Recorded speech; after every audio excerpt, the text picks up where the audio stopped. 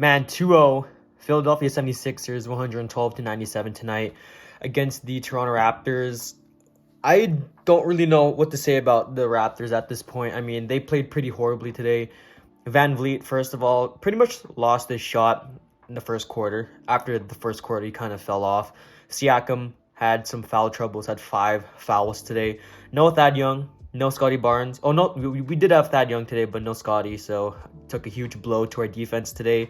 They did try making a comeback in the fourth. They went on like an 18-0 run, but then the Sixers just shut that down straight up. So we're going to talk about the game, talking about the Raptors versus the 76ers. They are down 2-0 in the series. So we're going to go over the box score, talking about the game. So what's up? My name is JDC. If you like the video, drop a like down below, subscribe to the channel. I'd appreciate it. And let's get into the video. So we'll start off with the 76ers because they played pretty well today. So looking at it right now, let's go over Joel Embiid first because he had a pretty great stat line. 31 points, 11 rebounds on 9 of 16 from the field, 1 of 2 from 3.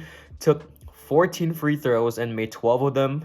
Man, the free throws today were pretty amazing. I mean, him and James Harden combined had around like 22 overall. So great game from Joel Embiid. In the post, the Raptors could not contain Joel Embiid, man. I mean, without Scotty Barnes today, the defense in the interior was pretty much shot. I mean, Thad Young today played 8 minutes, so he had a hyperextended thumb before this, so he was going to be ruled out.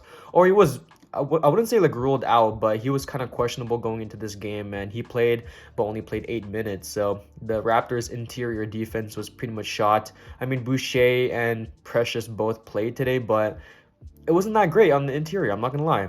So next we got James Harden, 14 points, 6 rebounds, 6 assists, 3 steals, and 2 blocks. Great overall stat line, filling the box sheet. Great overall stat line, filling the box score. Had 3 of 9 from the field and 1 of 4 from 3. Pretty horrible efficiency, but had 7 of 8 from the free throw line. Tyrese Maxey with 23 points, 9 rebounds, and 8 assists with a steal and a block. I mean, Maxey at this point, he's pretty much the second option behind Joel Embiid.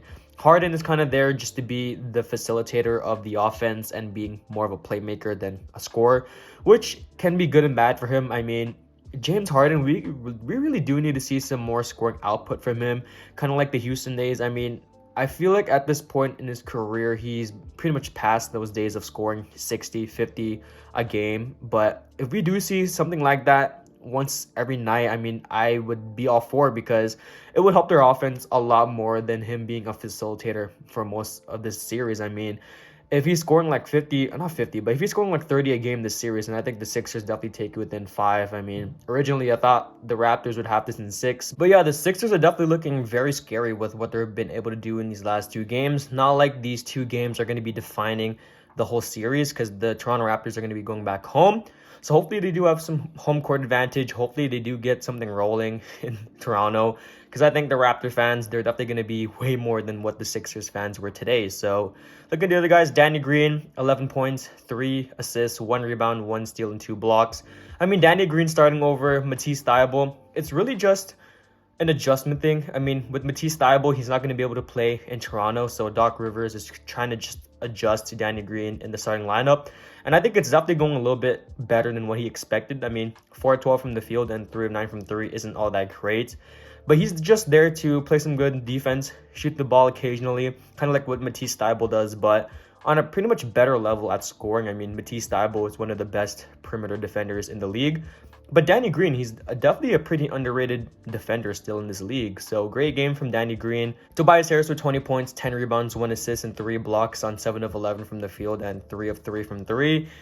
Man, Tobias Harris, if they can get this Tobias Harris each and every night, I mean, scoring basically 15 to 20 points each night, I think the Sixers are definitely set. Their offense is already great enough with Tyrese Maxey being pretty much a borderline all-star / an all-star, James Harden being the facilitator, and then Joel Embiid being the leader for this team. I think with Tobias Harris being the 4th scoring option, or at least like the 3rd scoring option with James Harden still being a facilitator, I think they're going to be a pretty great offense. And then the playoffs, if they do get past the Raptors, I think teams are going to have a pretty hard time guarding against this 76ers offense. So now for the bench, there's nothing too much to talk about. I mean, Niang, 4 fouls in 9 minutes, so pretty horrible stat line right there. No one on the bench really did anything. I mean, if they did play Paul Millsap and DeAndre Jordan a little bit more, I would like it. Not saying that they would do anything to impact the game. I just think that what they're able to give to this team would definitely help them a lot more than what Shake Milton's doing in like 14 minutes, only having 3 points and 2 rebounds. So this is my take on the Sixers side of things. I mean, they played a pretty great game with the Raptors basically being in shambles, so hopefully they can keep up this high level of play. Looking at the Raptors side of things, I mean, we'll go over it pretty briefly. Siakam with 20 points, 10 rebounds, and 5 assists with 1 steal on 7 of 20 from the field. Horrible game overall from Siakam. Had 5 fouls, 41 minutes. I mean, he played pretty horribly today. 6 of 7 from the free throw line, which is pretty great, but overall, negative 23 in the plus minus. So Siakam, he's going to have one of these games. Same thing with Van Vliet. They both were pretty horrible from the field, so hopefully they can both pick it up next game. Red Van Vliet with 20 points, 4 rebounds, 7 assists, and 3 steals, 2 blocks. I mean, Gary Trent, no points, had 4 fouls in 10 minutes. Precious Achiuwa, 7 points and 6 rebounds, and OG played a really great game, actually. 26 points, 3 assists, and 1 rebound with 1 steal on 10 of 14 from the field and 4 of 7 from 3. And then looking at the bench, I mean, Chris Boucher with 17 points, 8 rebounds, 2 blocks. I mean, if we get this type of Boucher each and every night off the bench, kind of like maybe like 11 and like 8, I don't want to say 11 points and 8 rebounds each night, they're going to be set. But this Raptors team was definitely in shambles without their rookie Scottie Barnes. I mean, Scottie, he's kind of like a glue guy on this team. Gives him good offense, some good playmaking, some good overall playmaking, and good scoring too, obviously. But without Scottie Barnes there, the team kind of looked pretty much lost. I mean, there was a lot of plays today where they were trying to go to Van Vliet too often, and Van Vliet's shot was pretty much off. 7 of 23 from the field and 5 of 16 from the 3. Pretty horrible night from Van Vliet. I don't know. I think the Raptors are definitely going to come back next game stronger. I think Scottie Barnes might be out for the series. I'm actually not too sure about that. If he's out for the rest of the series, I think it's going to be a huge problem with their defense, and especially interior defense with James Harden, Joel Embiid, Tobias Harris, and Maxey. I don't know if the Raptors defense can hold the Sixers offense for that long. So hopefully Scottie Barnes comes back pretty soon. Hopefully the whole roster gets pretty much healthy in the next 2 games, because Gary Trent, I think he had an injury before this in game 1. He was questionable to go into this game. Hopefully the Raptors get healthy. Hopefully the Sixers keep up this high level of play. I still think the Raptors could take this in 6 if they do win the next 2 games, but I think it's going to be a huge stretch. Hopefully the Raptors can come back and go Raptors. That's the video. I'm JDC. Peace.